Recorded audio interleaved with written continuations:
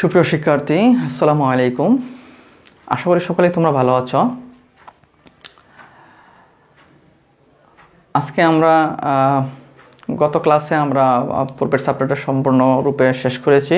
আজকে আমরা নতুন চ্যাপ্টার নিয়ে আলোচনা করব, সরলরেখার দ্বিতীয় চ্যাপ্টারটা। তো সেটা হলো বিভক্তকরণ। চ্যাপ্টারটা হলো বিভক্তকরণ সম্পর্কিত। তো প্রথমে আমরা দেখব যে বিভক্তকরণটা আসলে কি। তো দেখো, যে কোনো দুইটা বিন্দুর সংযোগ রেখাংশকে একটা বিন্দু একটা বিন্দু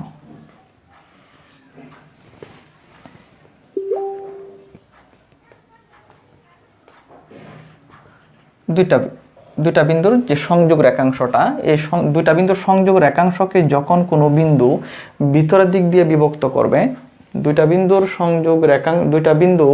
সংযোগ রেখাংশকে যখন কোনো বিন্দু ভিতরের দিক দিয়ে বিভক্ত করবে, তখন আমরা সেই বিভক্তটাকে বলবো অন্তবিভক্ত। তার মানে আমরা এখানে যে জিনিসটা জানতে চাচ্ছি সেটা হলো যে বিভক্তকরণ সম্পর্কিত এই চ্যাপ্টারে আমরা দেখব বিভক্তকরণ কয় ধরনের হয়।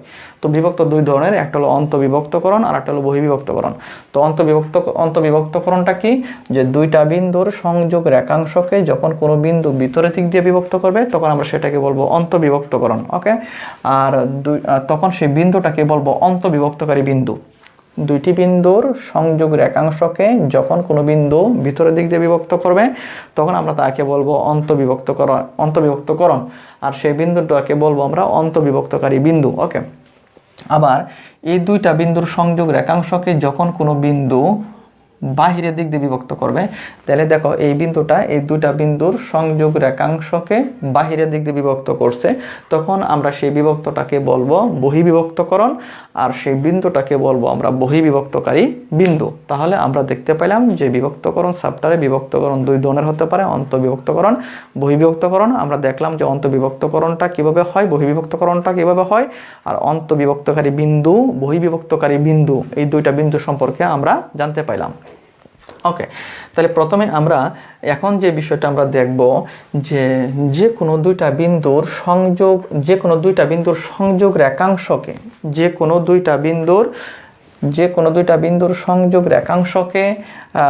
কোনো বিন্দু যদি অন্তবিভক্ত করে, তখন সেই অন্তবিভক্তকারী বিন্দুর স্থানাঙ্ক আমরা কি করে পাবো সেটা আমরা দেখব।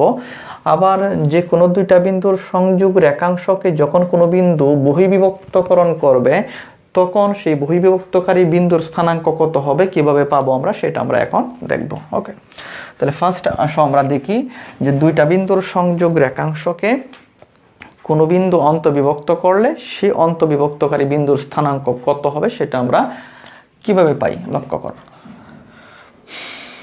আমরা প্রথমে একটু চিত্রটা দেখে নেই। এক্স অক্ষ,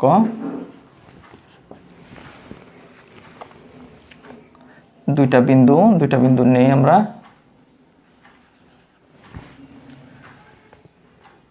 পি কিউ দুইটা বিন্দু নিলাম।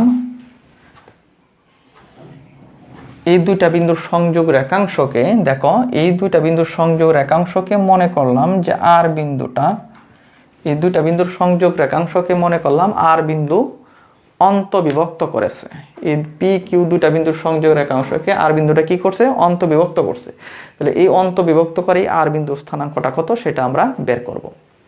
আচ্ছা, তা আর বিন্দুর স্থানাঙ্ক বের করতে গিয়ে আমরা এখানে মনে করে নিলাম যে পি বিন্দুটার স্থানাঙ্ক হলো x1, y1, পি বিন্দুর স্থানাঙ্ক হলো x1, y1, কিউ বিন্দুর স্থানাঙ্ক হলো x2, y2, আর আর বিন্দুর স্থানাঙ্ক আমরা ধরে নিলাম x, y। আমরা আর বিন্দুর স্থানাঙ্কটা চাচ্ছি, আমরা আর বিন্দুর স্থানাঙ্ক ধরে নিলাম x, y। তাহলে আর বিন্দুর স্থানাঙ্ক চাচ্ছি মানে x এর মান, y এর মান চাচ্ছি। ওকে, তাহলে এখন আর একটা বিষয়, সেটা হলো আমরা মনে করলাম যে পি বিন্দু থেকে আর বিন্দুর যে দূরত্বটা, আর বিন্দু থেকে পি বিন্দুর দূরত্বটা সেটা m1, আর কিউ বিন্দু থেকে আর বিন্দু যে দূরত্বটা সেটা m2। এতটুকু দূরত্ব m1, এতটুকু দূরত্ব আমরা মনে করলাম m2। কতটুকু দূরত্ব সেটা কিন্তু আমরা জানি না। আর বিন্দুটা পি কিউকে যে অন্তবিভক্ত করছে, তো দূরত্ব কত অনুপাতে, মানে এখান থেকে এনে দূরত্ব কতটুকু, এখান থেকে এনে দূরত্ব কতটুকু সেটা আমরা জানি না। মনে করলাম এখান থেকে এই পর্যন্ত দূরত্ব m1, এখান থেকে এই পর্যন্ত দূরত্ব হলো m2। তার মানে এখন আমরা বলতে পারতেছি যে পি ও কিউ দুইটা বিন্দুর সংযোগ রেখাংশকে আর বিন্দুটি M1:M2 অনুপাতে অন্তবিভক্ত করেছে। তাহলে আর বিন্দুর স্থানাঙ্কটা কত, অর্থাৎ x এর মান কত সেটা আমরা চাচ্ছি। আর তা পাওয়ার জন্য আমরা এখানে পি কিউ এবং আর বিন্দু থেকে x অক্ষের উপর যথাক্রমে 3টা লম্ব অঙ্কন করব। তো পি বিন্দু থেকে x অক্ষের উপর যে লম্বটা অঙ্কন করলাম সেটা হলো PL, কিউ বিন্দু থেকে x অক্ষের উপর যে লম্বটা অঙ্কন করলাম সেটা হলো QM। আবার আর বিন্দু থেকে x অক্ষের উপর যে লম্বটা অঙ্কন করব সেটা হলো RN। 3টা লম্ব অঙ্কন করলাম। পি বিন্দু থেকে x অক্ষের উপর PL, কিউ বিন্দু থেকে x অক্ষের উপর QM, আর বিন্দু থেকে x অক্ষের উপর RN, অর্থাৎ পি কিউ আর বিন্দু থেকে x অক্ষের উপর যথাক্রমে PL, QM এবং RN লম্ব অঙ্কন করি। তারপর আবার পি বিন্দু থেকে RN এর উপর PT,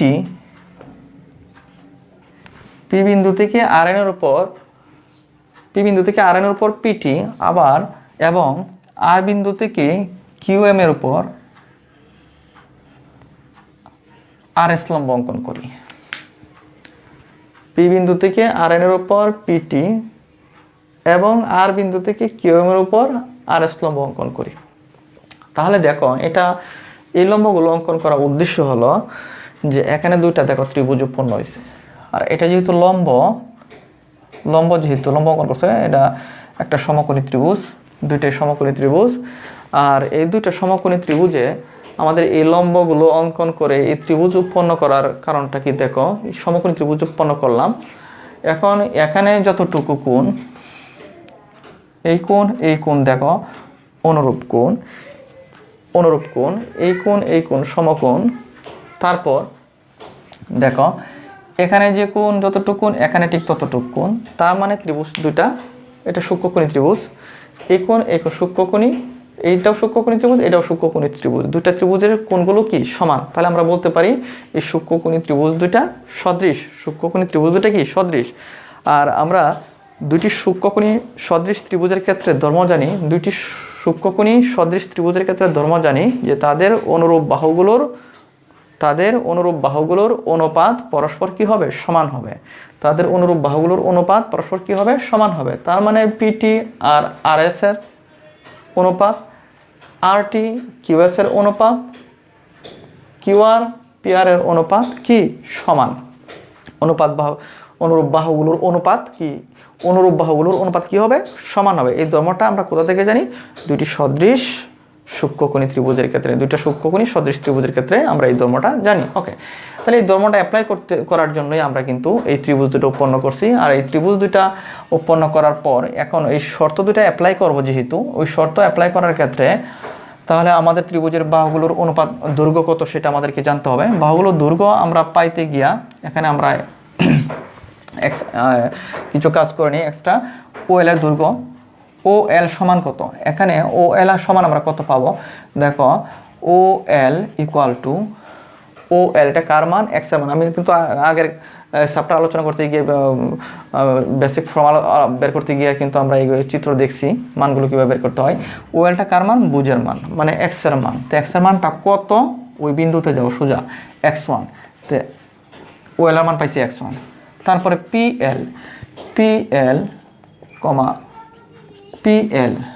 PLটা কার মান, y এর মান, কুটির মান মানে y এর মান কত, ওই বিন্দুতে আছে দেখো y1। তারপরে ON ইকুয়াল টু, ONটা কার মান, ONটা দেখো, ONটা হলো বুঝের মান মানে x এর মান। তো ONটা x এর মান, তো ONটা x এর মানটা কত, যা ওই বিন্দুতে আছে x, ONটা বুঝের মান মানে x এর মান কত, x যা ওই বিন্দুতে আছে। তারপরে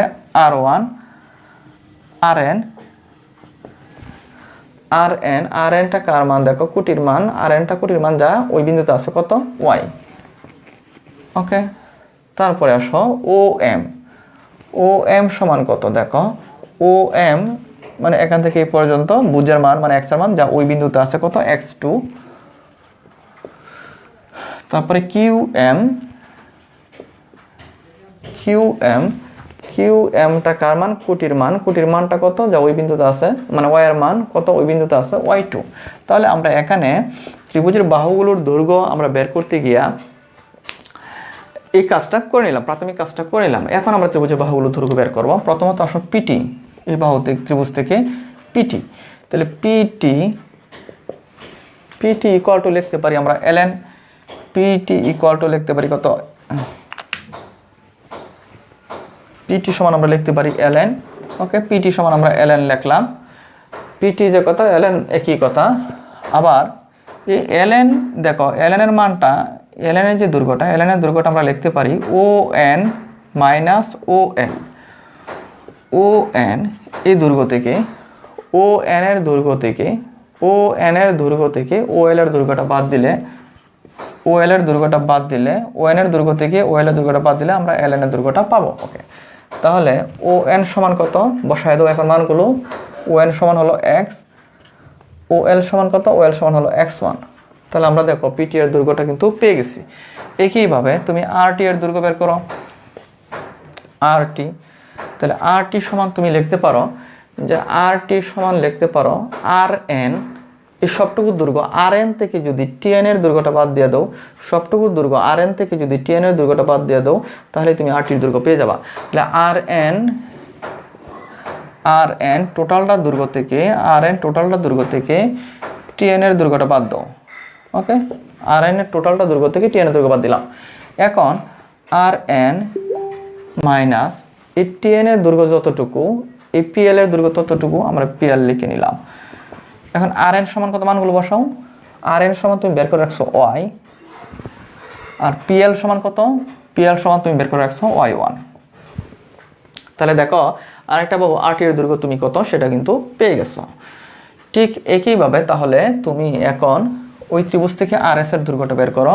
তাহলে RS সমান লিখতে পারো mn,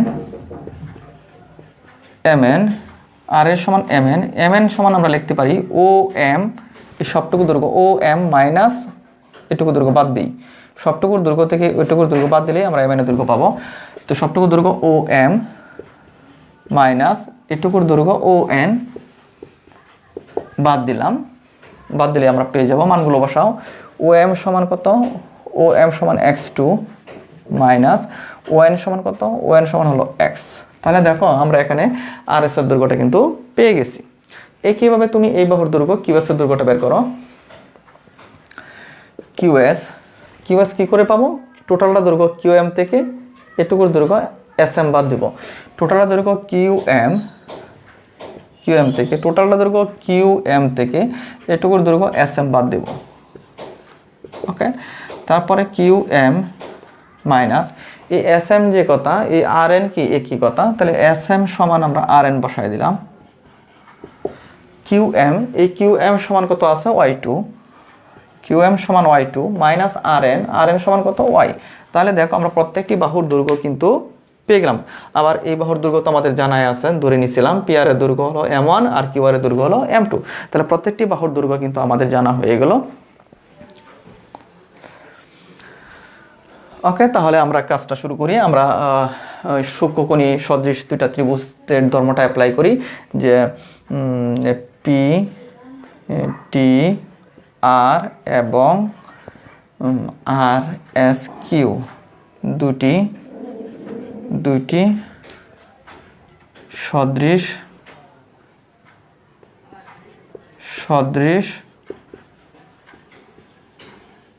সূক্ষ্মকোণী ত্রিভুজ হওয়ায় দুইটি সদৃশ সূক্ষ্মকোণী ত্রিভুজ হওয়ায় আমরা কি লিখতে পারি, PT অনুপাত RS, PT অনুপাত RS মানে PT by RS equal to RT অনুপাত QS, RT অনুপাত QS মানে RT বাই QS, কারণ অনুপাত একটা ভগ্নাংশ, RT by QS equal to PR by QR। Okay, আবার এই পি আর এর মান জানি আমরা mn m1 আর কিউ আর এর মান আমরা ধরে নিচ্ছি কত m2। তাহলে এটা সমান m1/m2, এটা সমান কত m1/m2। তাহলে এখানে আমরা লিখি সুতরাং PT/RS equal to m1/m2 PT সমান কত, PT সমান বসাও, PT সমান হলো x minus x1, RS সমান কত, RS সমান হলো x2 minus x equal to m1/m2। তাহলে কাজ করো, আর গুণন করো, m2 দিয়ে গুণ করলে m2x মাইনাস m2x1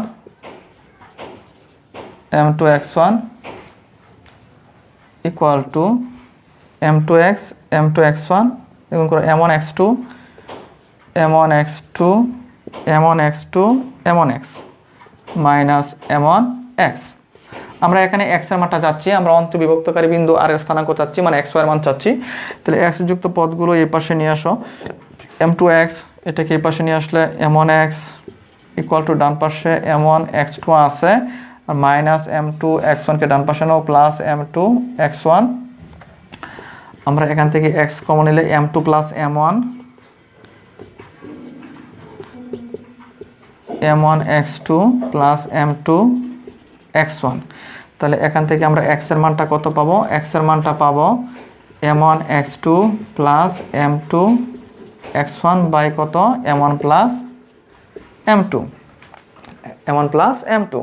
একইভাবে তুমি যদি PT/QS ইকুয়াল টু লেখো, একইভাবে যদি তুমি লেখো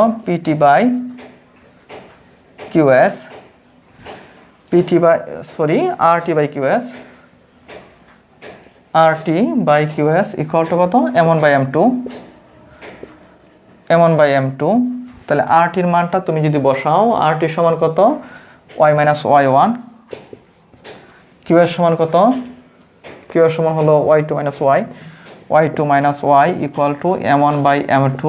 তারপর আর গুণন করো, আর গুণন করার পরে তুমি যে y এর মানটা পাবা সেটা আসবে এরকম m1y2 প্লাস m2y1। সুতরাং y এর মানটা পাবা m2y1 by m1 plus m2, এরকম পাবা। তাহলে আমরা দেখো এখান থেকে x এর মানও পেয়ে গেলাম, y এর মানও পেয়ে গেলাম। তো x এর মান পাইলাম, y এর মান পাইলাম, তার মানে কি আর বিন্দু স্থানাঙ্ক পাইলাম। আর বিন্দু স্থানাঙ্ক পাইলাম মানে কি অন্তবিভক্তকারী বিন্দু স্থানাঙ্ক পেয়ে গেলাম। তাহলে লিখে নাও যে অন্তবিভক্তকারী বিন্দু স্থানাঙ্ক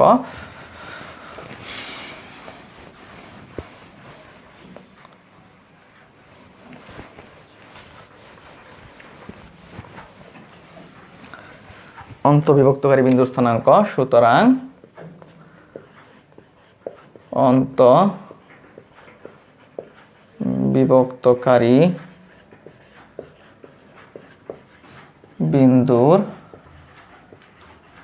অন্তবিভক্তকারী বিন্দুর স্থানাঙ্ক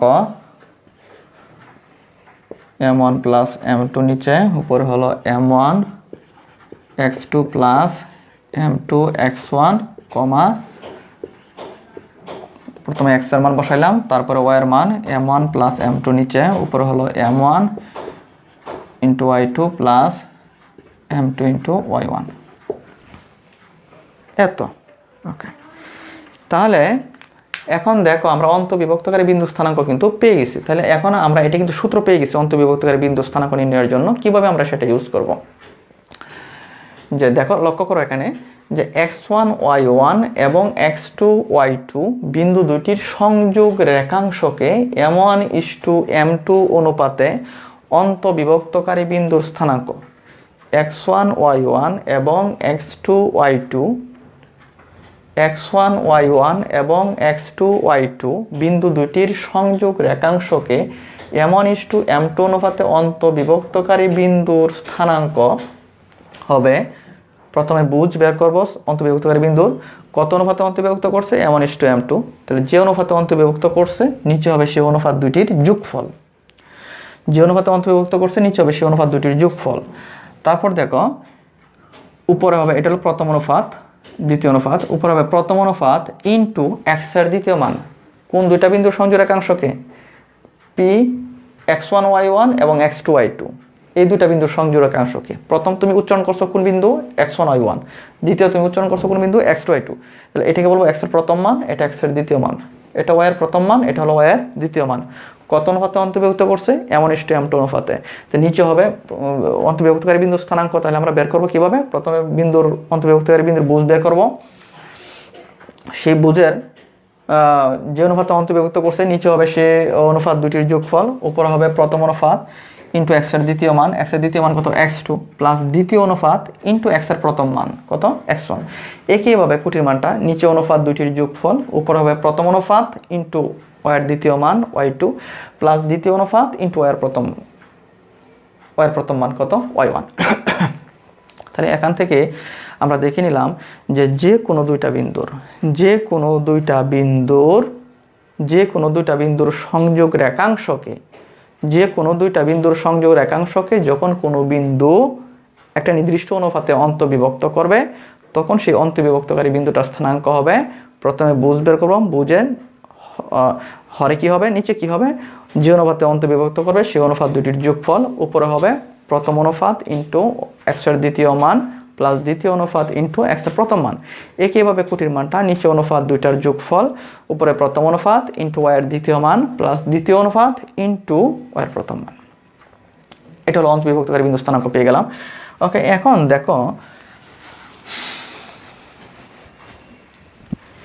এই যে অন্তর্বিভক্তকারী বিন্দুটা, এখন এই দূরত্ব এখান থেকে এই পর্যন্ত দূরত্ব যদি সমান হয় তাহলে এই বিন্দুটা কি হবে? মধ্যবিন্দু হয়ে যাবে। তো অন্তর্বিভক্তকারী বিন্দুটি মধ্যবিন্দু হলে অন্তর্বিভক্তকারী বিন্দুটি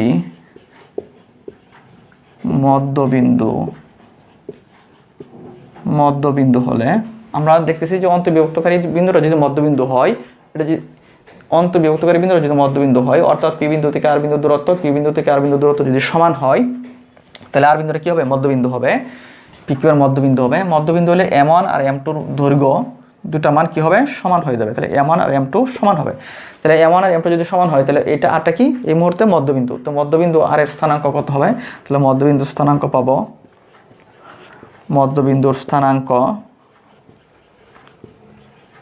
তাহলে m1 এই আর স্থানাঙ্ক কত ছিল? আর স্থানাঙ্ক মানে অন্তর্বিভক্তকারী বিন্দু স্থানাঙ্ক কত ছিল? এত। এখন এই অন্তর্বিভক্তকারী বিন্দুটা যদি মধ্যবিন্দু হয় তাহলে m1 আর m2 দৈর্ঘ্য কি সমান হবে। তাহলে মধ্যবিন্দু স্থানাঙ্কটা বসায় আমরা কি পাবো? m1 আর m2 দৈর্ঘ্য সমান হলে মধ্যবিন্দু স্থানাঙ্কটা কত হবে? তাহলে m1 x1 m1 m2 সমান, তাহলে m2 এর জায়গায় আমরা m1 বসায় দিলাম, বা m1 এর জায়গায় m2 বসায় দিতে পারো। m2 এর জায়গায় m1 বসায় দিলাম বাই m1 প্লাস m2 এর জায়গায় m1 বসাইলাম। একইভাবে m1 y2 দুইটা দৈর্ঘ্য সমান, তাহলে এটা অন্তর্বিভক্তকারী বিন্দুর মধ্যবিন্দু হয়ে যাবে। তো মধ্যবিন্দু স্থানাঙ্কটা কত পাবো? m2 সমান m1 m2 জায়গায় m1। এখন m1 কমন নিয়ে নিচে হলো 2m1 আর উপরে m1 কমন নিলে m1 কাটা যাবে, তাহলে উপরে থাকবে এটা হলো x2 প্লাস x1, উপর থেকে m1 কমন নিলাম, নিচে 2m1 কাটা যাবে 2, উপর থেকে m1 কমন নিলে থাকবে y2 plus y1, m1 common নিয়ে উপরে নিচে 2m1 কেটে দিলাম 2। এত, তার মানে x1 প্লাস x2 বাই 2 কমা y1 প্লাস y2 বাই 2। তাহলে এই মুহূর্তে দেখো আমরা মধ্যবিন্দুর স্থানাঙ্ক পাইলাম। এই অন্তর্বিভক্তকারী বিন্দুর যদি মধ্যবিন্দু হয়, মধ্যবিন্দু হলে m1 আর m2 দৈর্ঘ্য সমান, তাহলে m2 জায়গায় m1টা বসাই দিলাম, মধ্যবিন্দু স্থানাঙ্কটা আমরা কত পেয়ে গেলাম। তাহলে এখন এই মুহূর্তে আমরা মধ্যবিন্দু স্থানাঙ্ক নির্ণয়ের সূত্র দেখতে পাইলাম কি, সেটা যে x1 y1 এবং x2 y1 এবং x2 y2 এই দুইটা বিন্দুর x1 y1 এবং x2 y2 এই দুইটা বিন্দুর মধ্যবিন্দু স্থানাঙ্ক কত? x1 প্লাস x2 বাই 2 কমা y1 প্লাস y2 বাই 2।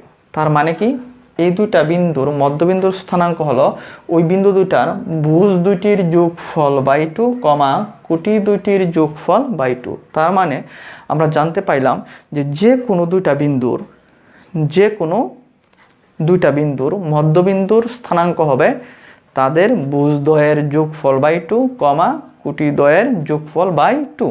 যে কোনো দুইটা বিন্দুর মধ্যবিন্দুর স্থানাঙ্ক আমরা পাবো কি করে, ওই বিন্দু দুইটার ভুজদ্বয়ের যোগফল বাই 2 কমা কোটিদ্বয়ের যোগফল বাই 2। ওকে, তাহলে আমরা মধ্যবিন্দু স্থানাঙ্ক পেয়ে গেলাম অন্তর্বিভক্তকারী বিন্দু স্থানাঙ্ক থেকে। আচ্ছা, এখন যদি বহিবিভক্ত করতো, এটা আমি প্রমাণটা দেখাবো না, বহিবিভক্ত অন্তর্বিভক্তকরণের ক্ষেত্রে দেখো মাঝখানে কি হয়েছে প্লাস, অন্তর্বিভক্তকরণের ক্ষেত্রে মাঝখানে কি হয়েছে পাইছি আমরা প্লাস পাইছি। ওকে, অন্তর্বিভক্তকরণের ক্ষেত্রে মাঝখানে কি পাইছি প্লাস পাইছি, আর বহিবিভক্তকরণের ক্ষেত্রে এখানে জাস্ট কি হবে মাইনাস, প্লাসের জায়গায় কি হবে মাইনাস হবে। তো প্লাসের জায়গায় মাইনাসটা খালি আমরা বসিয়ে দেবো, প্লাসের জায়গায় মাইনাসটা বসিয়ে দেবো। তাহলে বহিবিভক্তকরণের ক্ষেত্রে আমরা স্থানাঙ্কটা কি, অন্তর্বিভক্তকরণের ক্ষেত্রে মাঝখানে প্লাস ছিল, এখন বহিবিভক্তকরণের ক্ষেত্রে প্লাসের জায়গাগুলোতে মাইনাস বসবে। তাহলে এই সূত্রটা আমরা কীভাবে প্রয়োগ করব, যে কোনো দুইটা বিন্দুর x1 y1 বা যে কোনো দুইটা বিন্দু হতে পারে, যে কোনো দুইটা বিন্দুর সংযোগ রেখাংশকে কোনো বিন্দু যদি একটা নির্দিষ্ট অনুপাতে বহিবিভক্ত করে, যে কোনো দুইটা বিন্দুর সংযোগ রেখাংশকে কোনো বিন্দু যদি একটা নির্দিষ্ট অনুপাতে বহিবিভক্ত করে, তখন সেই বহিবিভক্তকারী বিন্দুর স্থানাঙ্ক হবে, প্রথমে বুঝ বের করবা, নিচে হবে যে অনুপাতে বহিবিভক্ত করবে সেই অনুপাত দুটির বিয়োগফল, উপরে হবে প্রথম অনুপাত x এর দ্বিতীয় মান মাইনাস দ্বিতীয় অনুপাত x এর প্রথম মান, কমা একইভাবে নিচে হবে কোটির ক্ষেত্রে নিচে হবে অনুপাত দুইটির বিয়োগফল, উপরে হবে প্রথম অনুপাত y এর দ্বিতীয় মান মাইনাস দ্বিতীয় অনুপাত y এর প্রথম মান। তাহলে অন্তর্বিভক্তকারী বিন্দু স্থানাঙ্ক কিভাবে আমরা বের করব, বহিবিভক্তকারী বিন্দু স্থানাঙ্ক আমরা কিভাবে বের করব, এছাড়া মধ্যবিন্দু স্থানাঙ্ক আমরা কি করে বের করব সেটা সম্পর্কে আমরা ধারণা পেয়ে গেছি। তাহলে এখন দেখো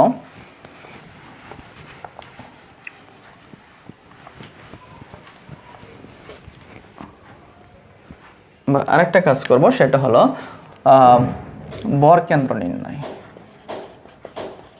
বর কেন্দ্র নির্ণয়, বর কেন্দ্র নির্ণয়। ওকে, তো বর কেন্দ্র কি সেটা আমরা একটু আগে দেখি, একটা ত্রিভুজ অঙ্কন করে নিই।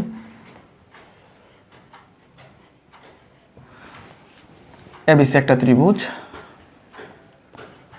এবিসি একটা ত্রিভুজ, এই এবিসি ত্রিভুজের এ বিন্দু স্থানাঙ্ক ধরে নিলাম x1, y1, বি বিন্দু স্থানাঙ্ক x2, y2, সি বিন্দু স্থানাঙ্ক x3,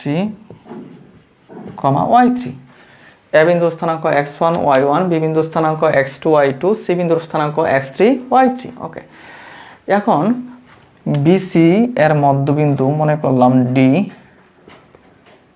সি এর মধ্যবিন্দু মনে করলাম ই, আর এবি এর মধ্যবিন্দু মনে করলাম এফ।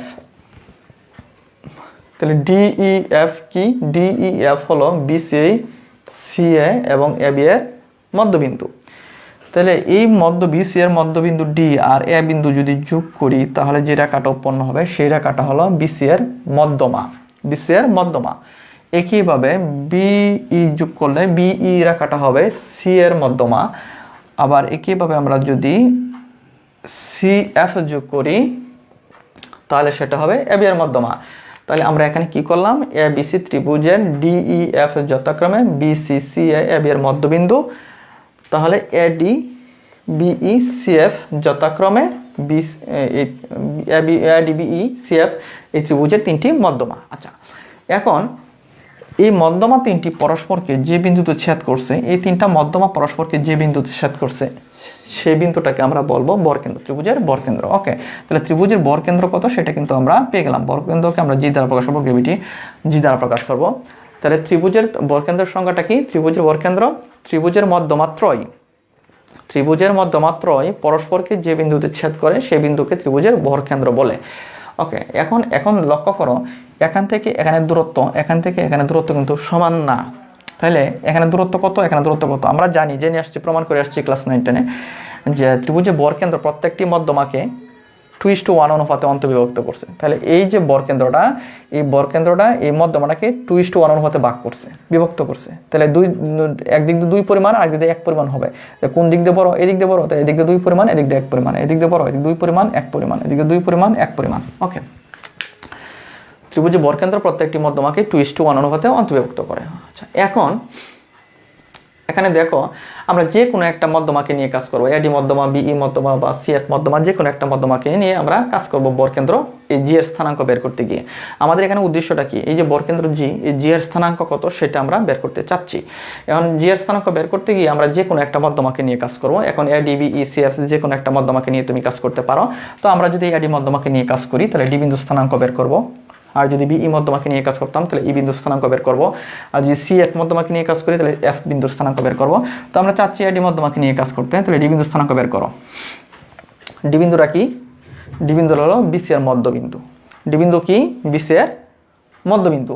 ডি বিন্দু যদি বিসি এর মধ্যবিন্দু হয় তাহলে বিসি এর মধ্যবিন্দু স্থানাঙ্ক কত হবে, ভুজ দুটির যোগফল x2 প্লাস x3 বাই 2 কমা কুটি দ্বয়ের যোগফল y2 প্লাস y3 বাই 2। তাহলে ডি বিন্দুর স্থানাঙ্ক আমরা পেয়ে গেলাম। ডি বিন্দু বিসি এর মধ্যবিন্দু হয়, ডি বিন্দু বিসি এর মধ্যবিন্দু হয়, বিসি এর মধ্যবিন্দু স্থানাঙ্ক মানে ডি বিন্দু স্থানাঙ্ক ভুজ দ্বয়ের যোগফল বাই 2 কমা কুটি দ্বয়ের যোগফল বাই 2। ওকে, ডি বিন্দু স্থানাঙ্ক পেয়ে গেলাম। এখন এডি মধ্যমাকে এই জি বিন্দুটা কত অনুপাতে অন্তর্বিভক্ত করছে, 2:1 অনুপাতে অন্তর্বিভক্ত করছে। তাহলে এডি মধ্যমাকে 2:1 অনুপাতে অন্তর্বিভক্তকারী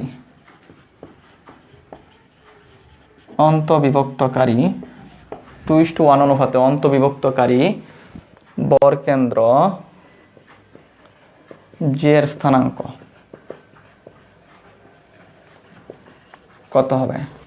তাহলে জি বিন্দুটা এডিকে কত অনুপাতে অন্তর্বিভক্ত করছে, 2:1 অনুপাতে। তাহলে আমরা জি বিন্দুর স্থানাঙ্কটা বের করবো, মানে অন্তর্বিভক্তকারী বিন্দু জি এর স্থানাঙ্ক বের করব। প্রথমে বুঝ কত অনুপাতে অন্তর্বিভক্ত করছে, 2:1। তাহলে নিচে হবে ওই অনুপাত দুটির যোগফল। কাকে অন্তর্বিভক্ত করছে, এডিকে। তাহলে প্রথম বিন্দু কোনটা উচ্চারণ করছো, এ। তাহলে এর যে স্থানাঙ্ক আছে এটাকে বলবো এক্স এর প্রথম মান, এটা দ্বিতীয় বিন্দু, এটা এক্স এর প্রথম মান, এক্স এর দ্বিতীয়। প্রথম বিন্দু উচ্চারণ করছো এডি, কাকে অন্তর্ভুক্ত করছে, এডিকে। প্রথম বিন্দু কোনটা, এ। দ্বিতীয় বিন্দু কোনটা, ডি। তাহলে প্রথম বিন্দু এ, এর বুঝটাকে বলবো এক্স এর প্রথম মান, এটাকে এক্স এর দ্বিতীয় মান, ও এর প্রথম মান, ও এর দ্বিতীয় মান। ওকে, তাহলে কত অনুপাতে করছে, 2:1 অনুপাতে। নিচে অনুপাত দুইটার যোগফল, উপরে প্রথম অনুপাত এক্স এর দ্বিতীয় মান কোনটা, এটা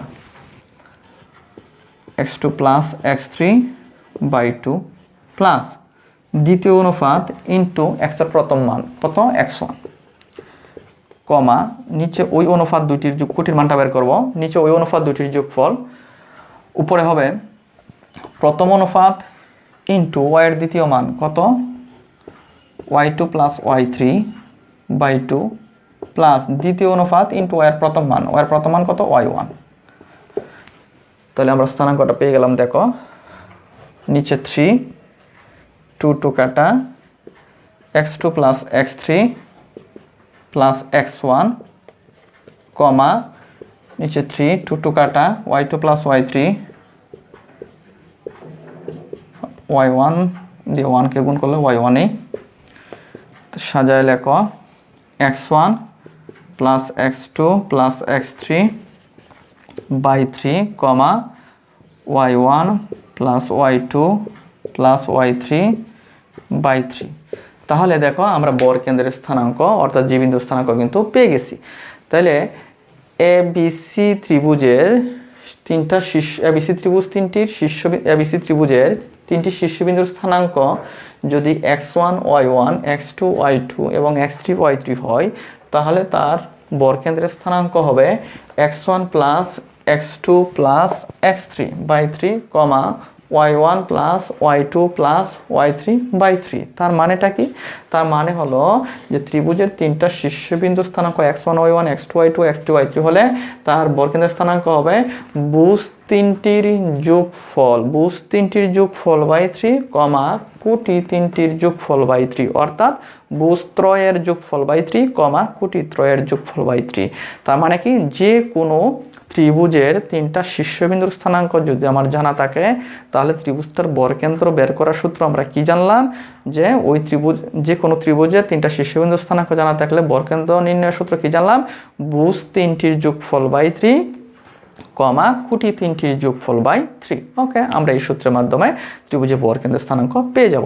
ওকে, তাহলে আমরা এই সাপ্টারের যে প্রয়োজনীয় বেসিকগুলো ছিল আমরা সেই বেসিকগুলো জেনে গেলাম। তো আশা করি তোমরা সবাই বুঝতে পারছো। বেসিক ফর্মগুলো এই বিষয়গুলো জানার পরে এখন তুমি যদি সাপ্টারের যে কোনো অঙ্ক করতে চাই আমরা ইনশাল্লাহ বুঝে যাব। তো আজকে এই পর্যন্তই। আগামী ক্লাসে আমি এই সাপ্টারের অঙ্ক নিয়ে আলোচনা করব। তো সবাই ভালো থাকো, সুস্থ থাকো। আসসালামু আলাইকুম ওয়া রাহমাতুল্লাহ।